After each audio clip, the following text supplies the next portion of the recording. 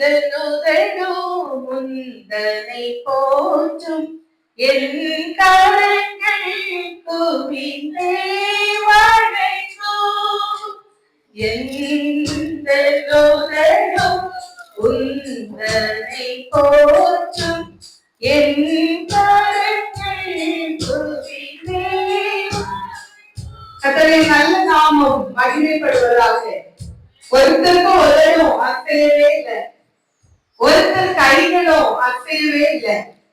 கடந்த வாரம் முழுவதும் தேவன் நம்மை ஜீவன் சுக பலத்தோடு இன்னைக்கு ஆண்டவருடைய சமூகத்துல வந்து இருக்க, அவரை ஆராதிக்க நமக்கு நல்ல வாய்ப்புகளை தந்திருக்கிறாங்க. இயேசுவா ஆராதனை துவங்கின நேரம் முதல் 6:30 இருந்து அப்ப அநேக காரியங்களை சொன்னாங்க.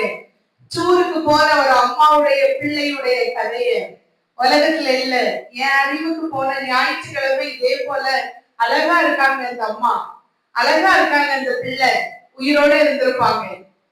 இந்த ரெடிமேட் சாரி கட்டுறதெல்லாம் கொஞ்சம் கஷ்டம். ரெடிமேட் சாரின்னு ஒரு பெரிய பொட்டிக்கு வச்சிருக்க ஒரு அம்மா, சாயின்னு நினைக்கிறேன் அதோட பேரு, அப்படிதானே? ஸ்ரீ சாய். சாரிய பத்தி நம்ம பிள்ளைங்க பழைய எல்லாரும் நல்லா தெரிஞ்சிருக்கோம். அவ்வளவு ஃபேமஸ் போல அந்த அம்மா. ரொம்ப அழகா இருக்கும், ஸ்லிம்மா இருக்கும். நான் அதை அடிக்கடி பார்த்து அட்மையர் பண்ணியிருக்கேன். எவ்வளவு அழகு இல்ல, எவ்வளவு அழகா இருக்கு, அந்த ஹேர் அழகா இருக்கு, அது அதோட ஸ்டேச்சர் ரொம்ப அழகா இருக்குன்னு. அந்த லேடி உலகத்துல இல்ல, ஹஸ்பண்ட் குத்து கொண்டு அவரும் இறந்துட்டாராம். போன ஞாயிற்றுக்கிழமை எத்தனையோ பேர் இல்ல, எத்தனை பேருக்கு இந்த ஞாயிற்றுக்கிழமை ஏசப்பா ஜீவன் சுகபலன் தந்திருக்காங்க. சத்தமா ஆண்டவருக்கு மகிமையா உள்ளத்தின் ஆழத்திலிருந்து ஆண்டவரே நீங்க என்ன காப்பாத்திருக்கீங்கன்னு சொல்லி சத்தமா அல்லேலூயா சொல்லலாமா? எந்த நுதடும் முந்தனை போற்றும் என் கரங்கள் குவிந்தே வணங்கும்.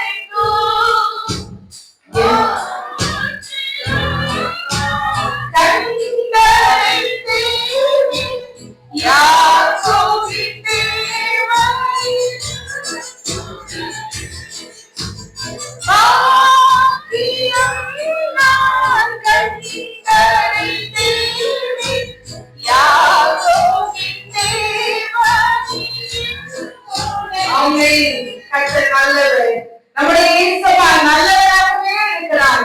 கர்த்தர் நல்லவர். எத்தனை பேர் சொல்ல முடியும் கர்த்தர் நல்லவர்? எத்தனை பேருடைய வாழ்க்கையில் இதுவரைக்கும் கர்த்தர் நல்லவராகவே இருக்கிறார்? வாசிங்க அப்போஸ்தலர் 3வது அதிகாரம் அதனுடைய முதல் வசனம். ஜெப வேளை. ஒரு அழகான அதிகாரத்தின் துவக்கம் ஜெப வேளை. நான் முதல்ல சொன்னேன் எல்லாரும் அமைதியா இருக்குன்னு. ஒரு காரியம் ஒரு பாஸ்டர் சொல்லி நான் கேள்விப்பட்டிருக்கிறேன். இதே போல ஒரு நல்ல ஆவிக்குரிய சபையில எல்லாரும் பெண்மஸ்லாம் கருத்துச்சு ஞாயிற்றுக்கிழமை சபைக்கு போனாங்களாம். ஒரு அம்மா இருக்கும் எப்பவும் அந்த சபையில ஆண்டவருடைய வார்த்தை வரும்போது நல்ல கரங்களை தட்டி ஆமே நல்லதுயானெல்லாம் சொல்லி ஆண்டவரை மகிமைப்படுத்துமா அந்த அம்மா. எப்ப பாஸ்டர் என்ன வசனம் சொன்னாலும் அந்த அம்மா சொல்லும் ஆண்டவர் நல்லவர், ஆமே இது எனக்கு தான் அப்படின்னு சொல்லி கரங்களை தட்டி ஆண்டவரை மகிமைப்படுத்தும், ஆமேன்னு சொல்லும், அல்லேலூயான்னு சொல்லும். ஒரு ஸ்பெஷல் ஸ்பீக்கர் வந்திருந்தாங்க, போன வாரம் நமக்கு வந்திருந்தாங்கல்ல அத மாதிரி. அப்ப நம்ம லீலாண்டி அடிக்கடி யாரையாவது கமெண்ட்ரி கொடுத்துட்டே இருப்பாங்க, எழுப்பி நில்லுப்ல, தூங்காதப்ல, இருப்புல, இந்த மாதிரி ஒரு லேடி இருந்தது சர்ச்ல. அந்த அம்மா பேரு தங்கம்மா, அல்லேலூயா ஆமேன்னு சொல்ற அம்மா பேரு. இது அந்த அம்மாவோட பின்னாடி இருக்கும். சொல்லுச்சு, தங்கம்மா புதுசா ஒரு பாஸ்டர் நம்ம சபைக்கு வந்திருக்காங்க ஒரு ஸ்பெஷல் மீட்டிங்க்கு. நீ அமைதியா இருந்தேன்னா, சும்மா அல்லேலூயா ஆமேன்னு கை தட்டி தொந்தரவு பண்ணாம இருந்தேன்னா, இந்த விரல்ல இருக்கிற மோதிரம் தங்கம்மாவுக்கு. பேர்லதான் உனக்கு தங்கம் இருக்கு, உன் உடம்புல ஒரு தங்கம் கூட இல்லை. அதனால இத உனக்கு தந்துருவேன். தங்கம்மாவுக்கு ரொம்ப சந்தோஷம். இவ்வளவு தானே, ரொம்ப ஈஸி. அமைதியா இருந்துச்சு தங்கம்மா.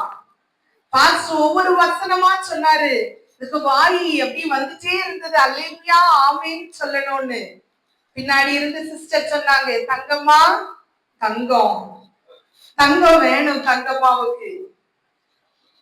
தங்கம்மா திருப்பியும் அமைதியா இருந்துச்சு. நல்ல எஃபெக்டிவா ஆண்டவருடைய வார்த்தைய பாஸ்டர் பேசிக்கிட்டே இருந்தாங்க. தேவனுடைய வார்த்தை வந்தது, விலையேற பெற்ற ரத்தத்தை நமக்காக சிந்தின கிறிஸ்துன்னு சொன்னாரு. தங்கம்மா ஆமேன்னு சொல்ல வாய் திறந்துச்சு. பின்னாடி இருந்து நம்ம லீலாண்டி சொன்னாங்க, தங்கம்மா தங்கம்னு. தங்கம்மா சொன்னாங்க, ஆமே தங்கம்மாவுக்கு தங்கம் வேண்டாம், விலையேற பெற்ற ஏசப்பா போதும்னு. எத்தனை பேர் சொல்ல முடியும், எனக்கு விலையேற பெற்ற ஏசப்பா போதும். விலையேற பெற்ற ரத்தத்தை நமக்காக தந்த ஏசப்பா அவர் நல்லவர். ஜெப வேளையில தேவனுடைய சமூகத்துல ஆண்டவர் எல்லாரையும் ஜீவன் சுக பலத்தோடு கொஞ்ச நேரம் சந்தோஷமா இருக்க கூட்டி கொண்டு வந்திருக்காங்க. அவர் எப்படிப்பட்ட ஆண்டவர் தெரியுமா? எவ்வளவு கவலைப்பட்டு நீங்க வந்தாலும், எவ்வளவு கண்ணீரோட வந்தாலும், எவ்வளவு உடைஞ்சு போய் வந்தாலும், மனசுல வேதனையோடு வந்தாலும், தம்முடைய ஜெப வீட்டுல அவங்க எல்லாரையும் கொண்டு வந்து அவர் மகிழ பண்ணுகிற தேவனாக இருக்கிறார். எத்தனை பேர் விசுவாசிக்கிறீங்க? சத்தமா அல்லேலூயா சொல்ல முடியுமா? இந்த நாள் எப்படி இந்த சபைக்குள்ள வந்தீங்களோ தெரியாது, ஆனா ஏசப்பா உங்க எல்லாரையும் மகிழ்ச்சியாக்கி அனுப்புகிற தேவனாக இருக்கிறார். உங்களை ஆண்டவர் இந்த நாள் ஜெப வீட்டுல கொண்டு வந்தது உண்மையா இருந்தா, உங்க எல்லாருடைய இருதயத்தின் பாரங்களையும் நீக்கி இந்த சபையை விட்டு நீங்க இன்னைக்கு போகும்போது தேவ சமாதானத்தோடு, தேவ சந்தோஷத்தோடு உங்களை அனுப்ப தேவன் நல்லவராக இருக்கிறார். விசுவாசிக்கிற எல்லாரும் கரங்களை உயர்த்தி அல்லேலூயா சொல்லுவோமா? கர்த்தர் நல்லவர். ஜெப வேளையாகிய வாசிங்க. ஜெப வேளையாகிய 9ஆம் மணி நேரத்திலே பேதுருவும் யோவானும் தேவாலயத்திற்கு போனார்கள். இங்க ரெண்டு பேரை பற்றி சொல்லப்பட்டிருக்கிறது. பேதுரு, யோவான் ரெண்டு பேரும் ஜெப வேளையில தேவாலயத்துக்கு போறாங்களா? எதுக்கு தேவாலயத்துக்கு போவாங்க? நம்ம ஊர்ல நிறைய தேவாலயங்கள் இருக்கு, நிறைய பேர் நிறைய விஷயத்துக்கு போவாங்க. காட்டாத்துறையில ஒரு பெரிய சபை இருக்கு. டைரக்டா எதுக்கு தேவாலயத்துக்கு போவேன்னா, சபைக்கு வெளியே ஒரு கேன்டீன் வச்சிருக்காங்க. அவன் சந்தோஷமா அந்த சர்ச்சுக்கு போறது, கேன்டீன்ல பிஸ்கெட் ஜூஸ் எல்லாமே கிடைக்கும். அங்க போய் உட்கார்ந்த உடனே அவளுக்கு பசிச்சிரும், அவங்க அப்பாவுக்கு மனசே தாங்காது, ரெண்டு பேரும் போயிருவாங்க. பாஸ்டர் ஆமீன் போடும்போது ரெண்டு பேரும் உள்ள இருப்பாங்க. அப்படி அநேகர் இவ்வளவு மாதிரி எல்லாம் இருப்பாங்க. இங்க ஜெப வேளையில தேவாலயத்துக்கு ரெண்டு பேர் போறாங்க. யாரெல்லாம்? பேதுருவும் யோவானும். ஒரு அழகான காரியத்தை வாசிக்க கேட்டோம். நடந்த சம்பவத்தை சரியான நேரத்துல சபைக்கு போகிற இந்த ரெண்டு பேர், இவங்க ரெண்டு பேரையும் ஞாபகம் வச்சுக்கங்க. 2வது வசனத்துல ஒரு அழகான காரியம் சொல்லப்பட்டிருக்கிறது. அப்பொழுது தன் தாயின் வயிற்றிலிருந்து சப்பானியாய் பிறந்த ஒரு மனுஷனை சுமந்து கொண்டு வந்தார்கள். தேவாலயத்திலே பிரவேசிக்கிறவர்களிடத்தில் பிச்சை கேட்கும்படி நாடோறும் அவனை அலங்கார வாசல் எண்ணப்பட்ட தேவாலய வாசல் எண்டையிலே வைத்தார்கள்.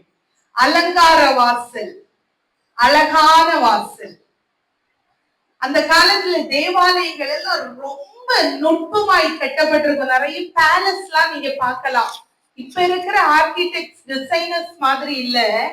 தேவாலயங்களை ரொம்ப விவரம் உள்ளவங்க ரொம்ப நேர்த்தியா, ரொம்ப பயபக்தியா செய்வாங்களாம். அலங்கார வாசல், பியூட்டிஃபுல் கேட்ஸ். ஒரு அழகான வாசல் இருந்தது தேவாலயத்துக்கு முன்னாடி. அந்த அழகான வாசல் வழியா அநேகர் பிரவேசிப்பாங்க. அந்த பிரான்ஸ்னால செய்யப்பட்டிருக்கும். கோல்டு பூச்செல்லாம் அது மேல தங்கத்தினால பூசப்பட்டிருக்கும். ரொம்ப அழகா இருக்கும். அதை பார்க்க அநேக வசதியானவங்க எல்லாம் அந்த கேட் வழியாதான் தேவாலயத்துக்குள்ள போவாங்க. நிறைய பேர் எங்க கூடுகிறாங்களோ அங்க யாரு இருப்பாங்க தெரியுமா? நம்ம ஊர்ல எல்லாம் கேட்ல யார் இருப்பாங்க?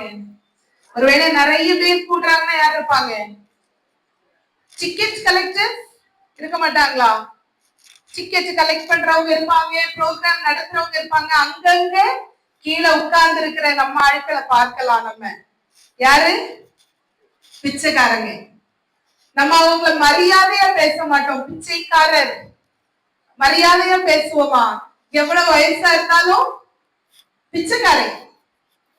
ஏன் ஏன் எனக்கு ஏதாவது தருவீங்களான்னு கேக்குறவன்.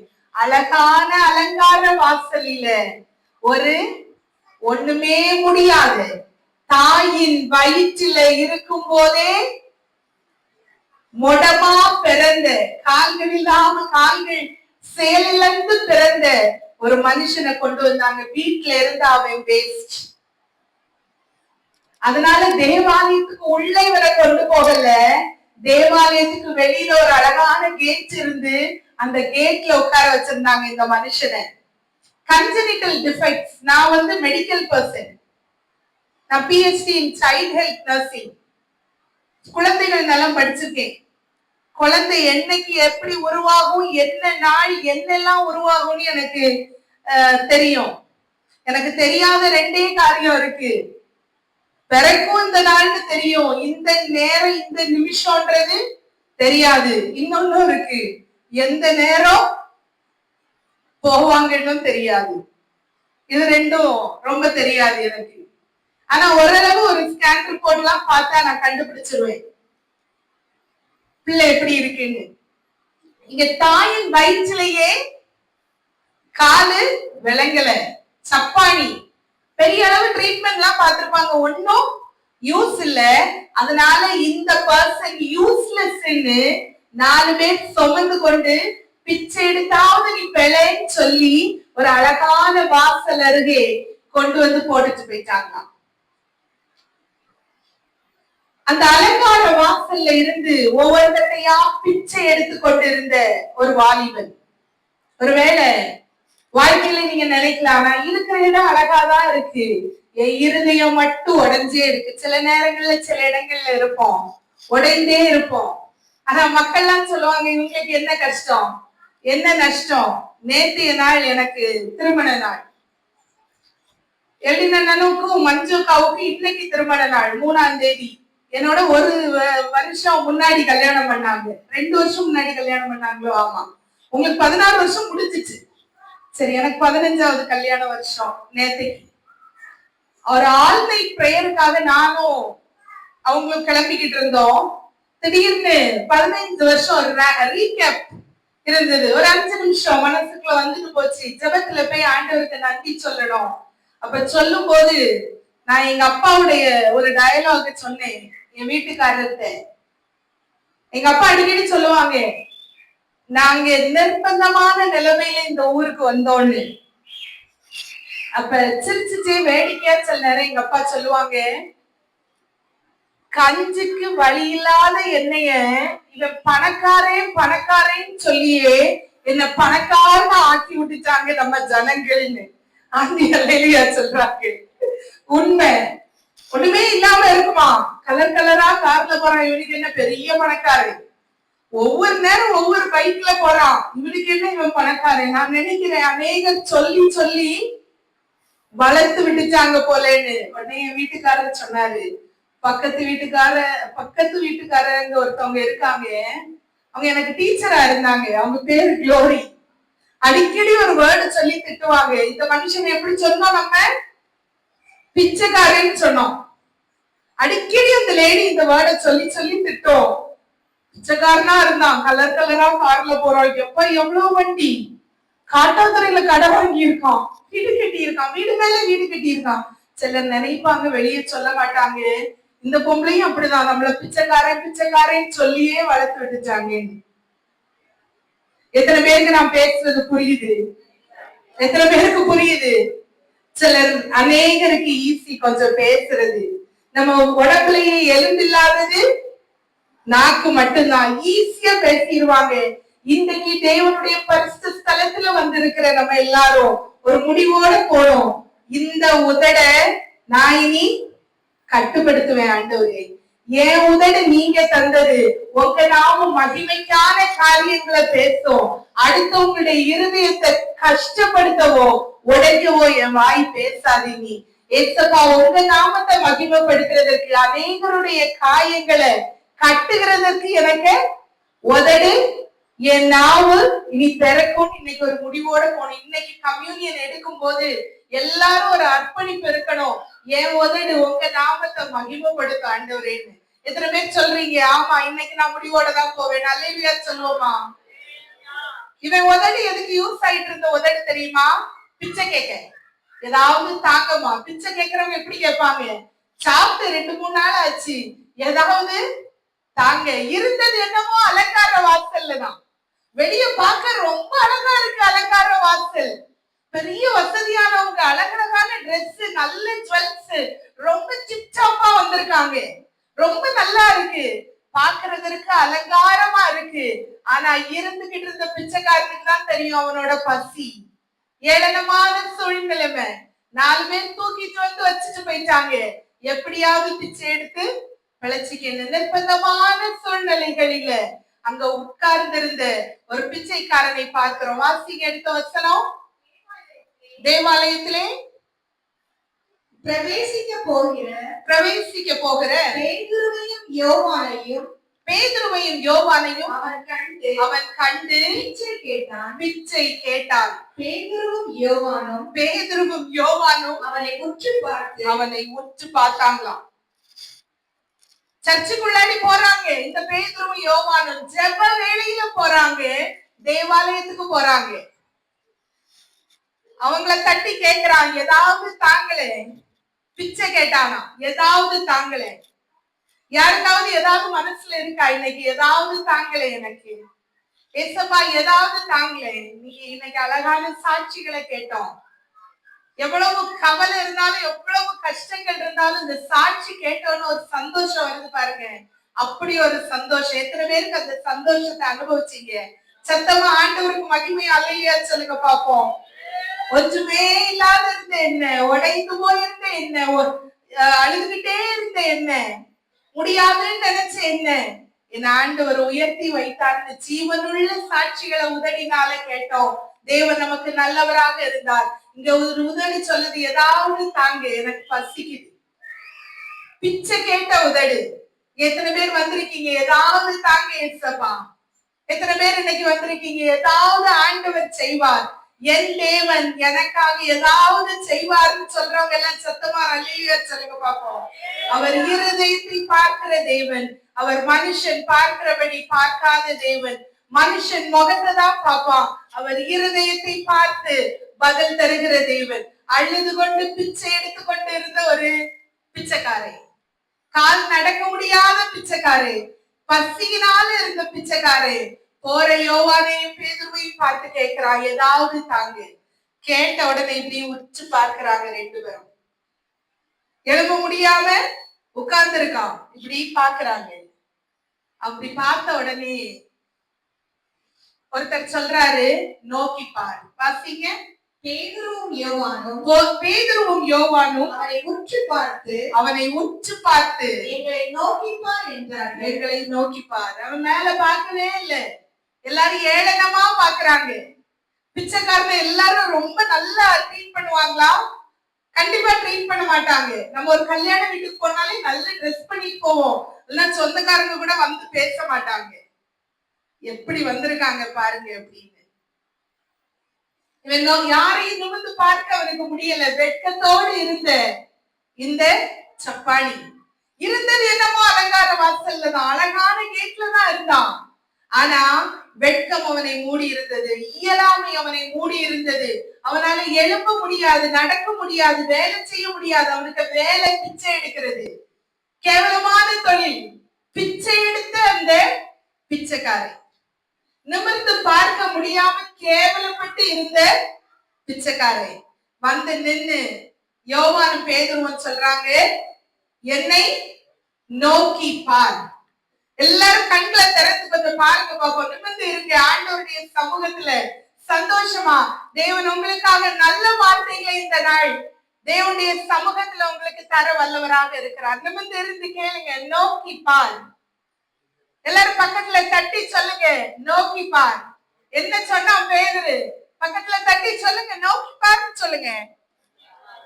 நோக்கி பார் சொல்லுங்க, தைரியமா சொல்லுங்க, நோக்கி பார். என்ன நடந்ததுன்னு பாருங்க. அவர்களிடத்தில் ஏதாகிலும் கிடைக்கும் என்று எண்ணி அவர்களை நோக்கி பார்த்தான்.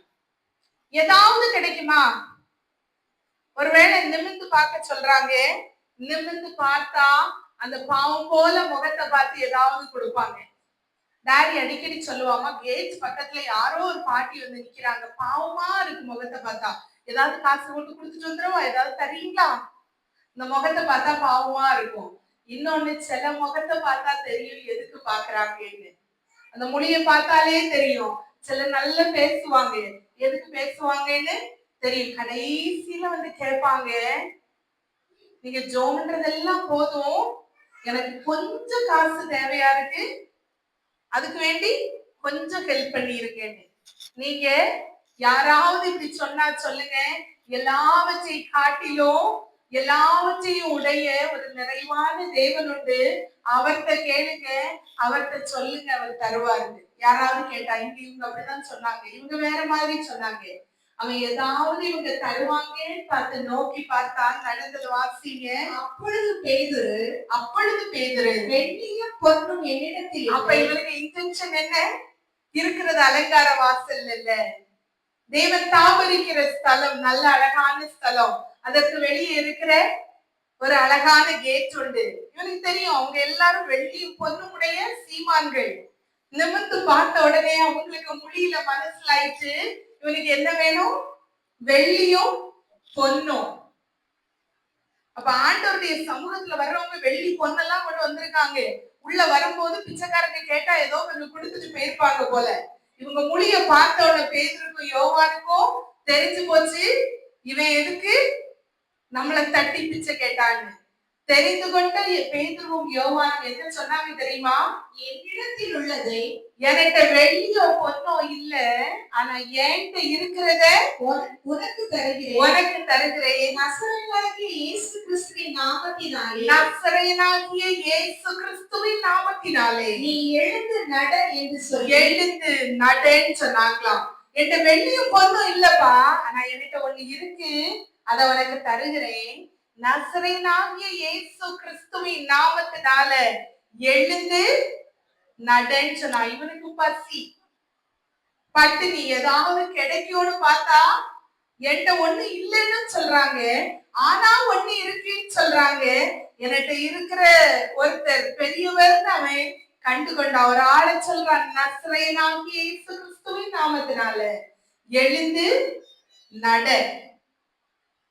இவனுக்கு டவுட், இவன் எழும்பவும் இல்லை நடக்கவும் இல்லை. ஏன்னா இவனுக்கு தெரியும், பிறந்ததுல இருந்தே பிச்சைக்காரன், பிறந்ததுல இருந்தே சப்பானி, இவன் வர்த்து இல்லைன்னு தான் பிச்சை எடுக்க கொண்டு போய் போட்டிருக்காங்க. ஒரு வேலைக்கும் இவன் லாய்க்கு இல்லை.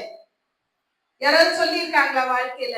ஒண்ணுத்துக்கும் உதவாதது, வேஸ்ட். எங்கேயாவது கொண்டு போய் குடு, எங்கேயாவது கொண்டு போய் குடு, எதையாவது செய், இதனால ஒரு பிரயோஜனம் கிடையாது நமக்கு. அநேக நேரங்கள்ல நம்ம பிரயோஜனமற்றவர்களா இருந்த நேரங்கள் உண்டு, ஒண்ணுத்துக்கும் உதவாதவர்களா இருந்த நேரம் உண்டு, அநேகர் நம்மை அசட்டை பண்ணின நேரங்கள் உண்டு. வீட்டுல உள்ளவங்களே 4 பேரா சேர்ந்து தூக்கி கொண்டு அலங்கார வாசலில பிச்சை எடுக்க வைத்த நிலைமைகள் உண்டு. ஒருவேளை இந்த மனுஷனுக்குள்ள நிலைமைகள் இல்லைன்னா வேற ஏதோ ஒரு நிலைமைகள்ல இருக்கிறது அலங்கார வாசலிலா இருந்து கூட இருக்கலாம், அழகான இடங்கள்ல இருந்திருப்பீங்க. ஆனா இருதயம் வெறுமையா இந்த பிச்சைக்காரனை போல ஏதோ ஒரு காரியத்திற்காக வேதனைப்பட்டு இருந்த நேரங்கள் இருந்திருக்கலாம். நம்ம ஏசப்பா எப்படி தெரியுமா வந்து சொன்னார், நோக்கிப்பார். என்னைக்காவது ஆண்டவர் உங்ககிட்ட சொல்லியிருப்பாருன்னா இன்னைக்கு முடிவு பண்ணுங்க, அவரை நோக்கி பாருங்க. அவரை நோக்கி பார்த்த கண்கள் எந்த சூழ்நிலைகளிலும் வெட்கமடைந்து போனதே இல்லை. சிலுவை நோக்கி பார்த்த கண்கள் சூழ்நிலைகள் மாறினாலும் வெட்கப்பட்டு போவதில்லை. எல்லாரும் சொல்லுங்க பாப்போம். சிலுவை நோக்கி பார்த்த கண்கள் சூழ்நிலைகள் மாறினாலும் வெட்கமடைந்து போவதில்லை. ஒரு நாள் வெட்கப்பட்டே போக மாட்டீங்க.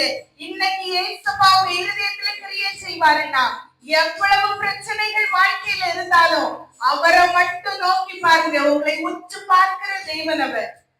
உங்களுக்கு இன்ஜெக்ஷன் என்ன? உங்க இருதயம் என்ன? இந்த பிச்சைக்காரனுடைய இருதயம் வெள்ளியும் பொண்ணு கிடைக்காதான்னு இருந்துச்சு. உங்க இருதயம் என்னன்னு உங்களை உற்று பார்க்கிற தேவன் அவர். என்ன காரியத்துல இல்லாமையா இருந்தாலும் பரவாயில்ல.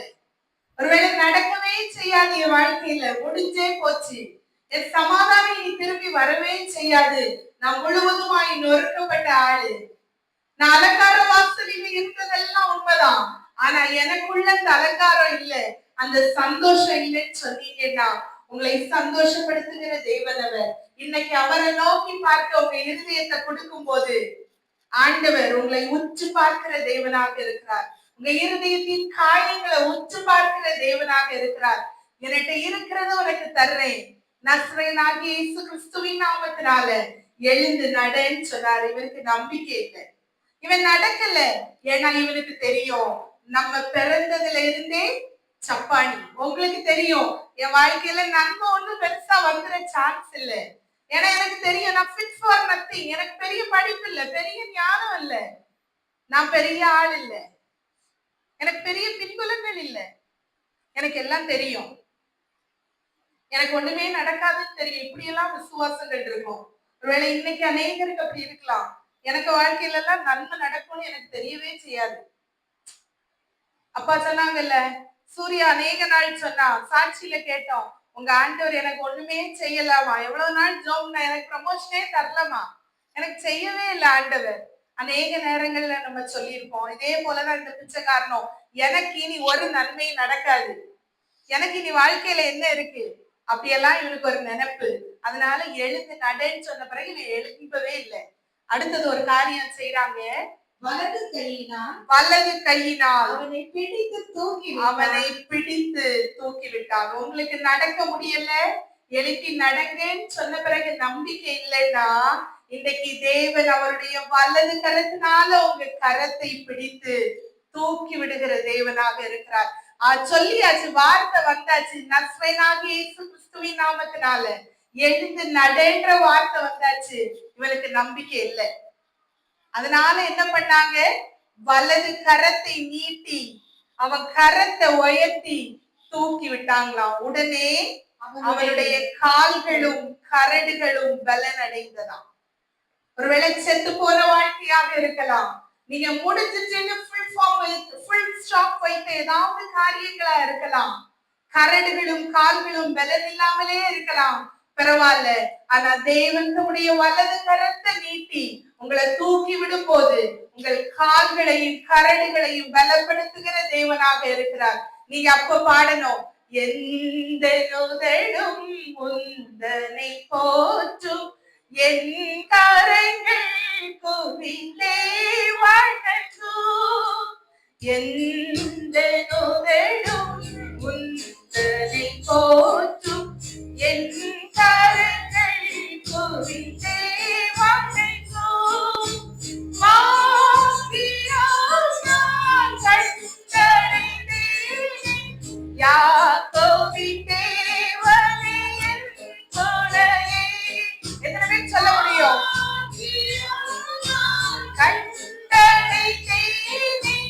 யாக்கோபின் தேவனே. நல்ல உதடுகளிலிருந்து நல்ல வார்த்தைகள் வெளிப்பட்டது. இன்னைக்கு நீங்க உங்க எல்லாரையும் ஆராய்ந்து பார்க்கணும், என் உதடு எப்படிப்பட்ட உதடா இருக்கிறது. நல்ல தேவனுடைய நாமத்தை சொன்னார், நஸ்ரேனாகிய இயேசு கிறிஸ்துவினுடைய நாமத்தினால. ஜெப வேளையில இன்னும் ஆலயத்துக்கு போகல, பேதுருவும் யோவானும் இன்னும் சபைக்குள்ள போகல, ஆனா தேவனுடைய நாமத்தை ஜெப வேளையில உள்ள போறாங்க. ஏசப்பா பார்க்கிற தேவன், வார்த்தைகளை அங்கீகரிக்கிற தேவன், வார்த்தைகளினால் விடுதலை கொடுக்கிற தேவன். இவ்வளவு நாள் நெகட்டிவா பேசியிருந்தீங்கன்னா இன்னைக்கு முடிவு பண்ணுங்க, இன்னையில இருந்து நான் நெகட்டிவா பேச போறதே இல்ல. ஆண்டவரே, ஏன் உதடு நீங்க எனக்கு செய்வீங்கன்றத மட்டும்தான் பேச. எத்தனை பேர் சொல்றீங்க? சத்தமா அல்லேலூயா சொல்லுங்க பாப்போம். ஏதாவது என் தேவனுக்கு செய்ய முடியும். ஒருவேளை நீங்க கேட்ட வெள்ளியும் பொண்ணு தரலையா இருக்கும். இந்த பிச்சைக்காரன் கேட்ட வெள்ளியும் பொண்ணு கொடுக்கல, ஆனா வாழ்க்கையை கொடுத்தார். சொல்லுங்க, எத்தனை பேருக்கு வெள்ளியும் பொண்ணு வேணும்? எத்தனை பேருக்கு நஸ்ரேனாகி இயேசு கிறிஸ்துவினுடைய வாழ்க்கை வேணும்? எத்தனை பேர் சத்தமா அல்லேலூயா சொல்லுங்க பாப்போம். இவன் கேட்ட வெள்ளியும் பொண்ணு கொடுக்கலையா இருக்கும், ஆனா இவன் கேட்காத வாழ்க்கைக்குள்ள சுதந்திரத்தை, சந்தோஷத்தை ஏசப்பா கொடுத்தாங்க. எனக்கு இது போதும் ஆண்டவரே, இத மட்டும் நான் பார்த்துட்டு கண்ண முடிஞ்சா போதும், இத மட்டும் நான் பார்த்துட்டு இத முடிச்சுட்டா போதும். எங்க அம்மா ஃப்ரெடிய ரெஜிஸ்டர் பண்ணும்போது ஒரு சாட்சி சொன்னாங்க, எனக்கு மறக்கவே முடியாது.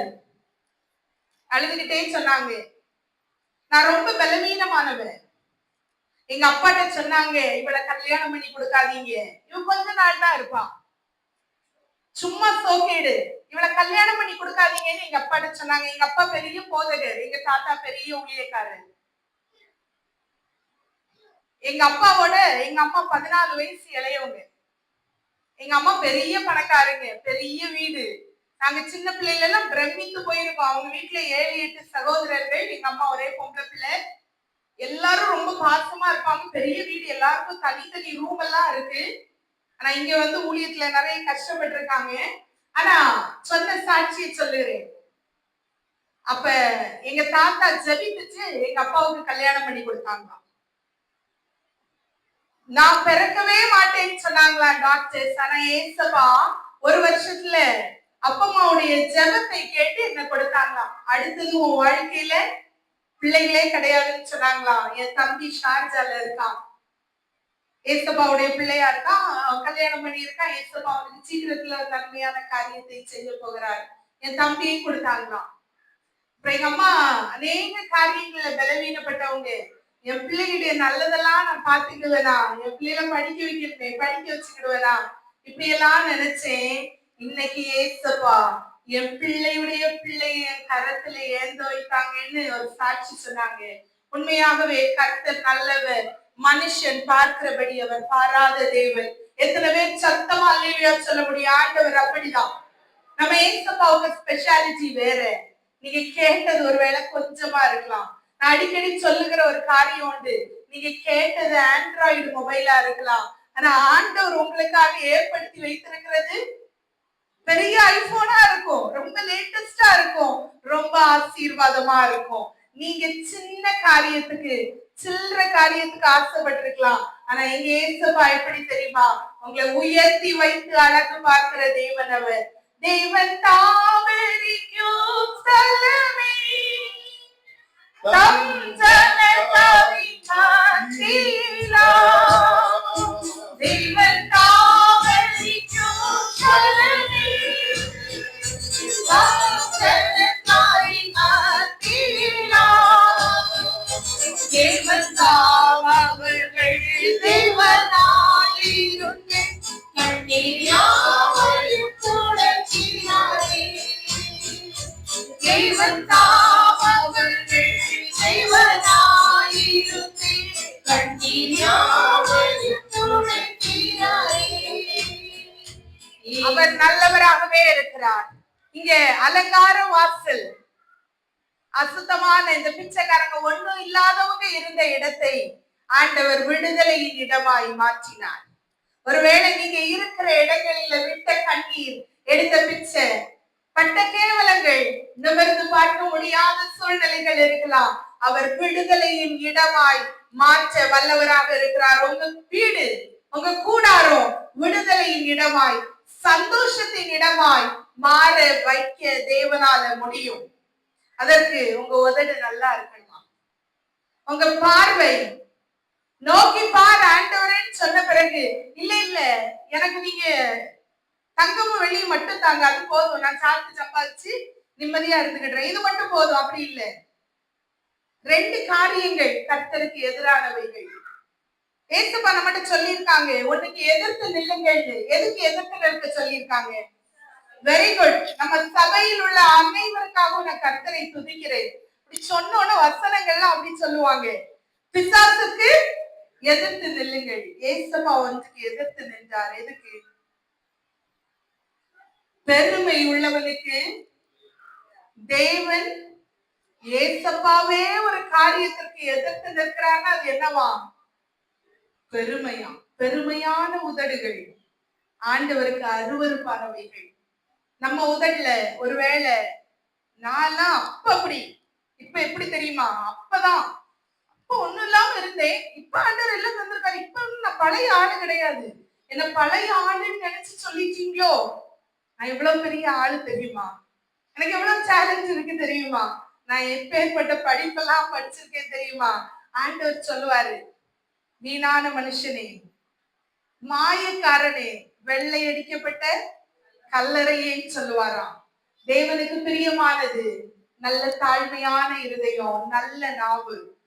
போன வாரம் இங்க பிரசங்கத்துக்கு வந்த பாஸ்டர் எனக்கு பைபிள் காலேஜ் கிளாஸ் இருக்கும்போது சொன்னார், இருதயத்துக்கோ கண்ணுக்கோ காதுக்கோ மூக்குக்கோ ஒரு அதிகாரம் எழுதப்படவே இல்லை, ஆனா பயங்கரமான ஒரு அவயவத்துக்காண்டி ஒரு அதிகாரமே எழுதப்பட்டிருக்கிறது. அது என்னவா?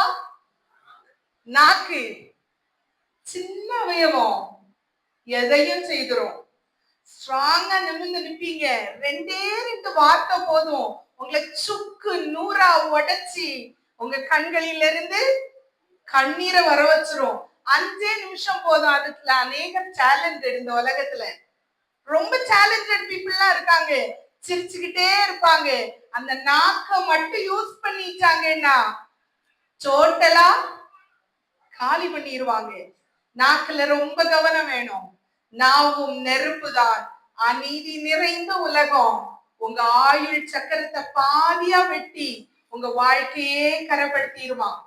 இந்த உதடையும் நாக்கையும் ஆண்டவருக்காக இன்னைக்கு கண்ட்ரோல் பண்றதுக்கு கொடுங்க. நம்ம எல்லாம் பேசுவோம், ஆனா முடியாத ஒண்ணு நான் நல்லா பார்த்திருக்கேன். உங்க யாரையும் சொல்லல, ஏன் நாக்க சொல்றேன்.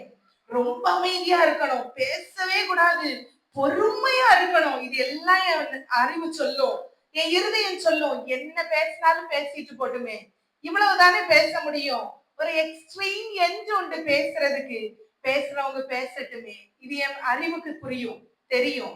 ஆனா என் நாக்கு நான் சொன்னா கேட்காது. ரொம்ப என்னை இரிட்டேட் பண்ணும்போது என் பொறுமைக்கு ஒரு எல்லை இருக்கும். நான் சில நேரம் இப்ப எல்லாம் என் ஸ்டூடெண்ட்ஸ் சொல்லுவேன், நீ என் ரூமை விட்டு வெளியே போ, கொஞ்ச நேரம் பிந்தி வாடு. ஏன்னா என் நாக்க பற்றி எனக்கு தெரியும். வைன்னு சொல்லியிருப்பேன், 3 தடவை பெர்மிஷன் கொடுத்திருப்பேன், வைக்கல பெர்மிஷன் கொடுத்திருப்பேன். எக்ஸாமுக்கு முந்தின நாள் வந்து எடுத்துட்டு நிப்பான். கோவம் வரும், என் வாயில இருந்து எல்லாம் வரும், கோவம் தான். நான் சொல்லுவேன், நீ வச்சுட்டு தயவு செய்து போயிரு, இந்த பக்கம் என் கேபின் பக்கம் வராது. ஏன்னா எனக்கு தெரியும் என் நாக்கு எப்படிப்பட்டதுன்னு. இப்ப நான் பேச ஆரம்பிச்சா என் ஸ்டூடெண்ட் கண்ணுல இருந்து கண்ணீர் வரும்னு எனக்கு தெரியும். என் நாக்கை பற்றி எனக்கு தெரியும். இங்க இருக்கிற ஒவ்வொருத்தருடைய நாக்கை பற்றியும் உங்க எல்லாருக்கும் தெரியும். இன்றைக்கு தேவனுடைய பரிசுத்த ஸ்தலத்துல இருக்கிற நம்ம எல்லாரும் நம்முடைய நாவை கட்டுப்படுத்த ஆண்டவருக்கு கிருபை கேட்கணும். அவங்க பேசுறாங்க, இவங்க பேசுறாங்க, எல்லாம் சரிதான். நான் பொறுமையாவே பேச வேண்டியது அவசியமா இருந்து செய்திடறோம். சில நேரம் அநேக நாட்களாய் அநேக இரவுகளாய் நம்ம கேட்கிறோம், அவங்க பேசிட்டாங்க, நம்ம பேசாம போயிருக்கலாம். என்ன ஒரு கோபம்! பிசாசு ப்ரொவோக் பண்ணுவான் அவங்கள, நீனும் பேசிரு, நீனும் சொல்லிரு. அநேக நேரங்கள் நானே உணர்ந்திருக்கேன், வேண்டாமா இருந்து இவ்வளவும் சொல்லாம வந்தா போதுமா இருந்து. ஆனா பிசாசு உங்களை விடுறதே இல்லை. அடுத்தது உத்தம ஊழியன்னு சொல்லிருங்க ஏசப்பா அப்படின்னு ஜோம்னும் போது எனக்கு சிரிப்பா வரும். வேண்டாமா இருந்ததே, அந்த நாக்கு ஒரு 5 நிமிஷம் நீ அமைதியா மூடி இருந்தா போதுமா இருந்ததே, வேண்டாமா இருந்ததே. திருப்பி இந்த ஸ்டேஜ்ல வந்து நிக்கணுமே. அநேக நாட்கள் நான் ஆண்டவர்கிட்ட மன்னிப்பு கேட்டிருக்கேன். பேசுறவங்க பேசட்டேன் ஏசப்பா, என் நாக்கு உங்களுக்கு துதிய மட்டும் தானே சொல்லணும், எதுக்கு தேவையில்லாததை பேசுது. இன்னைக்கு ஆண்டவர் உங்க ஒவ்வொருத்தையும் ஏதாவது காரியங்களை சொல்லுவார்கள்னா இந்த காது அப்படியே அடைச்சிக்கங்க, இப்ப திறந்து வச்சுக்கங்க. யாராவது உங்களை ப்ரொவோக் பண்ணும் போது அடைச்சு வச்சுக்கங்க, நாக்கை கண்ட்ரோல் பண்ணுங்க. நாக்கிட்ட சொல்லுங்க, வேண்டாம், நாக்கு கொஞ்சம் அமைதியாரு, எல்லாரும் சந்தோஷமா இருக்கீங்களா? ஒரு அழகான பாட்டு எழுதியிருக்காரு ஜான் ஜெபராஜ். ஒரு நல்ல தேவனுடைய மனுஷன், நல்ல ஆண்டவர் அறிவை கொடுத்திருக்காங்க. எத்தனை நிந்தைகள், எத்தனை தோல்விகள் என்னை சூழ நின்றாலும் உம்மை பார்க்கிறேன், உத்தம ஊழியன் என்று நீ சொல்லிடும். நாக்குல அவ்வளவு தீமையான காரியங்களை பேசிட்டு இந்த பாடலை மட்டும் பாடி ஆண்டவரை ஆராதிச்சா என் பாவங்கள் எல்லாம் ஆண்டவர் மன்னிச்சிருவார். அப்படியா? உத்தம ஊழியன், தெரியுமா அந்த பாட்டு? எத்தனை நிந்தைகள், எத்தனை தேவைகள் என்னை சூழ நின்றாலும் உம்மை பார்க்கிறேன். எப்படியா? எத்தனை நிந்தைகள், எத்தனை தேவைகள் என்னை சூழ நின்றாலும் உம்மை பார்க்கிறேன். உத்தம ஊழியன் என்று நீ சொல்லிடும் ஒரு வார்த்தை கேட்டிட உண்மையாயோடு. இந்த இரண்டாவது லைன் அநேகர் மறந்துருவாங்க. உத்தம ஊழியன் என்று நீ சொல்லிடும் மட்டும் வேணும், ஆனா உண்மையா ஓடுறதுக்கு மனசே இருக்காது. நினைக்கவே செய்யாதீங்க, இஷ்டத்துக்கு வாழ்ந்துச்சு. ஆண்டவர் இந்த ஒரு பாடலை மட்டும் பாடி எஸ்கேப் ஆயிடலாம். நம்ம ஏசப்பா முகத்தை பார்த்து எஸ்கேப் ஆக விடுகிற தேவன் இல்ல, அவர் இருதயத்தை பார்க்கிறவர் தேவன். இந்த நாள் உங்க இருதயத்துல யார் கூடயாவது பேசுவாங்கன்னா உண்மையாய் ஒப்பு கொடுத்தா ஆண்டவர் எந்த பாவியையும் தள்ளாத தேவன். எந்த பாவியானாலும் தள்ள மாட்டேன் என்கிறார். துரோகம் செய்த போதிலும் நோக்கி பார் ரட்சிப்பார். இங்க நல்ல காரியம். எழுந்து வலது கரத்தை நீட்டி அவர் நோக்கி பார்த்து சொன்ன உடனே இன்னைக்கு அவரை நோக்கி பார்க்க உங்க வாழ்க்கையை ஆண்டவருடைய கரத்துல கொடுத்தா வலது கரத்தை நீட்டி அவர் தூக்குகிறவர். எல்லாம் நடந்துச்சு. இந்த வாலிபன் செய்த ஒரு காரியம் கடைசியா சொல்லி முடிக்க ஆசைப்படுகிறேன். வாசிங்க. அவன் குதித்து எழுந்து நின்று நடந்தான். நடந்து துதித்து தேவனை துதித்து கொண்டிருக்கான். இவ்வளவு நேரம் அழகான வாசல்ல வெட்கத்தினால குனிஞ்சு போய் பிச்சை கேட்டுட்டு இருந்த அந்த வாலிபன் என்ன செய்தானா? இப்ப எழுந்து நின்று நடந்து குதித்து. எப்படி? இவ்வளவு வருஷம் எல்லாரும் நடக்கும் போது ஆசை, எல்லாரும் சாட்சி சொல்லும் போது நிறைய நாள் யோசிச்சிருப்போம், நம்மளும் இந்த மாதிரி ஒரு நாள் சாட்சி சொல்லணும். எல்லாரும் நல்ல சந்தோஷமா இருக்கும் போது இந்த மாதிரி நம்மளும் சந்தோஷமா இருக்கணும் ஆசைதான். ஆனா அவனால முடியாது, ஏன்னா கால் இல்லையே, சப்பானி. இப்ப அவனுக்கு கால் வந்துச்சு. எழுந்து நிக்க மட்டும் இல்ல, நடந்தான், ஓடினான், குதிச்சான். முக்கியமா ஒரு காரியம் செய்தான், தேவனை துதித்தான். எழுந்து நின்று குதித்து நடந்து ஓடி போனான்னு வேதத்துல எழுதல, அவன் தேவனை மகிமைப்படுத்தினான். எத்தனை பேருக்கு புரியுது? சத்தமா ஆண்டவருக்கு அல்லேலூயா சொல்லுவோமா? இதுவரைக்கும் வெட்கத்தோடு இருந்திருந்தீங்கன்னா, அலங்கார வாசலில கவலையோடு, நடக்க முடியாத சூழ்நிலைகளில உடைந்து போய் நோக்கி பார்க்க முடியாமல் கமந்தே இருந்தீங்கன்னா, வாழ்க்கை ஃபுல்லா கேவலம் வெட்கோன்னு இருந்தீங்கன்னா, அவர் நோக்கி பார்க்க சொல்லியிருக்காங்க. ஏசப்பாவை நோக்கி பார்க்கும் போது அவர் வலது கரத்தை நீட்டி உங்களை தூக்கி விடுவார். நீங்க என்ன பண்ண போறீங்கன்னா, நின்று நடந்து ஓடி குதித்து தேவனுடைய நாமத்தை துதிக்க போறீங்க. எத்தனை பேர் விசுவாசிக்கிறீங்க? என்ன அப்படி சந்தோஷத்தினால நிறைக்க பண்ணுகிற தேவன், என் தேவனுக்கு அப்படி முடியும்னு சொல்றவங்க எல்லாரும் சத்தமா அல்லேலூயா சொல்லுமா? ஏன் ஏசப்பாவுக்கு என் ஏழ்மையை மாற்ற முடியும்? எத்தனை பேர் ஆமென் சொல்றீங்க? என்னை சந்தோஷப்படுத்த முடியும்? எத்தனை பேர் ஆமென் சொல்றீங்க? எத்தனை பேருடைய இருதயத்துல ஏசப்பா சொல்றாங்க, உன்னை சந்தோஷப்படுத்த தேவனால முடியும்? சத்தமா அல்லேலூயா சொல்லுங்க பாப்போம். அவர் உங்களை வாழ வைக்கிற தேவனாக இருக்கிறார். நீங்க அந்த அலங்கார வாசலில வெட்கத்தோடு இருக்கிறது ஆண்டவருக்கு இஷ்டம் இல்ல, நடக்க முடியாம இருக்கிறது ஆண்டவருக்கு இஷ்டம் இல்ல. அவரை நோக்கி பார்த்த கண்களை உயர்ந்த ஸ்தானங்களிலே வைத்து அழகு பார்க்கிற தேவன் அவர். எத்தனை பேர் விசுவாசிக்கிறீங்க? சத்தமா நல்ல கரங்களை தட்டி ஆண்டவருக்கு மகிமை செலுத்துவோமா? தேவன் அப்படியே செய்கிறவர். அவர் உங்களை உயர்த்தும் போது நீங்க துதிக்கணுமா? நான் சொன்னேனே இந்த நாவை பற்றி. ஏசப்பா உங்களை உயர்த்துவேன்னு சொல்லி இருக்காங்க. உன்னை அவரை நோக்கி பார்த்தேன்னா, ஏசப்பாவை நோக்கி பார்த்தவர்களை அவர் உயர்த்தி வைக்கிற தேவன். எல்லா வியாதிகளையும் நீக்கி கால்களை கரடுகளை ஸ்ட்ராங் ஆக்குகிற தேவன் அவர். அவர் நிற்க வைக்கிற தேவன், அவர் நடக்க வைக்கிற தேவன், அவர் குதிக்க வைக்கிற தேவன். அவர் உங்களை அப்படியே விடுகிற தேவன் இல்ல, அவர் உங்களை சந்தோஷப்படுத்துகிற தேவன். அவர் உங்களை உயர்த்தி வைக்கிற தேவன். ஆனா நீங்க செய்ய வேண்டியது ஒன்னே ஒண்ணுதான். என்ன செய்யணுமா? இந்த முடவனை போல கால ஆண்டவர் ஊனி நிற்க செய்யும் போது, உங்களை சந்தோஷப்படுத்தும் போது நீங்க என்ன பண்ணணுமா? எழுந்து நின்று தேவனை துதித்தாரா? எத்தனை பேர் ஆண்டவரை துதிக்க ரெடியா இருக்கீங்க?